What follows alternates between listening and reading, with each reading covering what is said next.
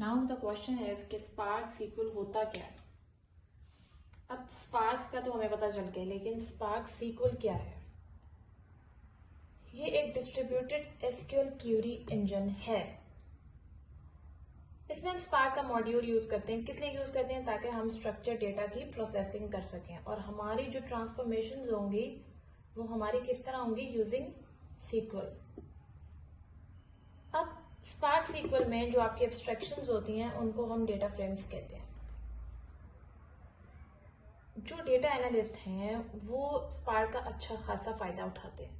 उन्हें इतना पता नहीं है स्पार्क के बारे में, मगर वो क्या करते हैं? वो स्पार्क सीक्वल यूज करते हैं। स्पार्क में अपनी सीक्वल की क्यूरीज अपना काम करते हैं। इसको लिखते कैसे हैं? जब भी आपने ऐसे मॉड्यूल का साइन डाला, आपने सीक्वल डाला, स्पार्क में आप स्पार्क सीक्वल यूज कर लेते हैं। सही है। उसके बाद हम ये कहते हैं कि हमने इधर सीक्वल में, स्पार्क सीक्वल में मैं चाह रही हूं कि मैं टेम्पररी व्यूज जनरेट करूं।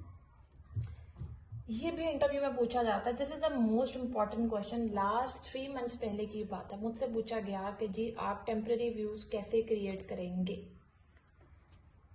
ये वो ऑपरेशंस हैं जो कि अप्लाई किए जाते हैं डेटा फ्रेम के ऊपर एसक्यूएल के मैनर में। अब इसको हम क्रिएट कैसे करते हैं? इसका एक फंक्शन होता है जिसका नाम होता है क्रिएट और रिप्लेस टेम्प व्यू। यहां पे मेरे व्यू का नाम आ जाएगा, ऑन डेटा फ्रेम आएगा। एक बात आपने अपने माइंड में रखनी है कि टेम्पररी व्यूज में आपके जो सेशंस होते हैं वो स्कोप्ड कर दिए जाते हैं। किस तरह?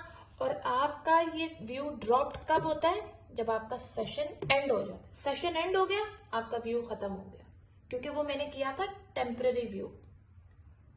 और ये स्किप कर देता है परसिस्टिंग डेफिनेशंस को मेटास्टोर में।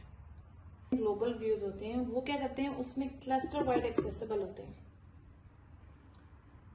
इनको भी हम इसी तरह क्रिएट और रिप्लेस ग्लोबल टेम्प व्यू करके यूज करते हैं। व्यू नेम आ जाएगा और यहाँ पे ऑन डेटा फ्रेम आ गया।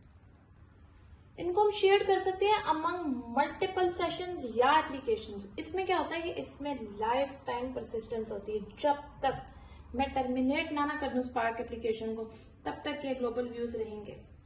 और लास्ट जो मैंने टेम्पररी व्यूज देखे थे वो सिर्फ उस सेशन तक लिमिटेड होते हैं जिसमें ये बनाए जाते हैं। जब सेशन एंड होता है ना, तो वो व्यू भी खत्म हो जाता है। टेम्पररी व्यू को सिर्फ वही सेशन एक्सेस कर सकता है जिसमें वो क्रिएट किया गया। दूसरे सेशंस को उस जो टेम्पररी व्यू होते हैं उनका एक्सेस नहीं होता।